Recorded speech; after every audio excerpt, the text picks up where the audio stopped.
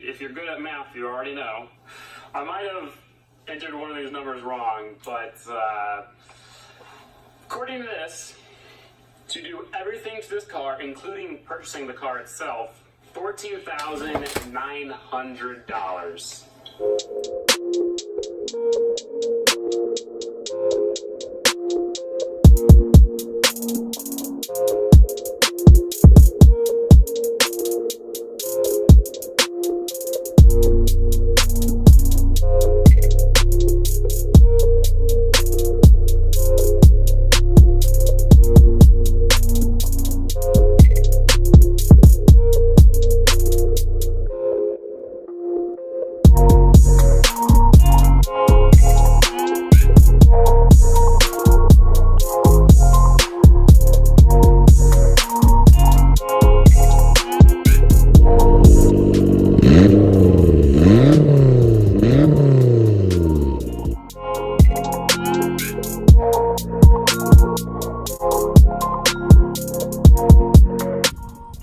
What's up guys, this is my Miata 1.6 turbo running on the stock ECU. I'm going to show you some tips and tricks on how to make that happen. This is the main part of the fueling setup. It's an OBX Racing rising rate fuel management unit. This setup allows me to run 11 psi of boost, and I'm also running the 1.8 liter fuel injectors. The turbocharger itself is a CX Racing GT25 universal T25 turbo. It seems to be sized perfectly for this setup.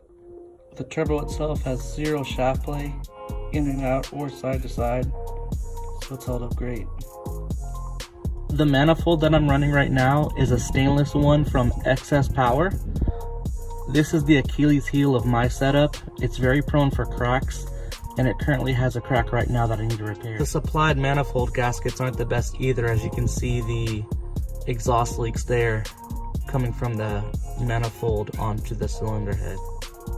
You can see cracks around the welds. So you can see I went over those cracked welds with another bead of weld. Definitely not gonna win any car shows with these. You can see with everything back in the car, the welds on the exhaust manifold don't look so bad. We'll see how they hold up. The airflow meter that I'm using is from a 2nd gen RX-7 non-turbo. Scored this intercooler used off Craigslist for about 80 bucks. This is just a cheap knockoff Greddy style blow-off valve.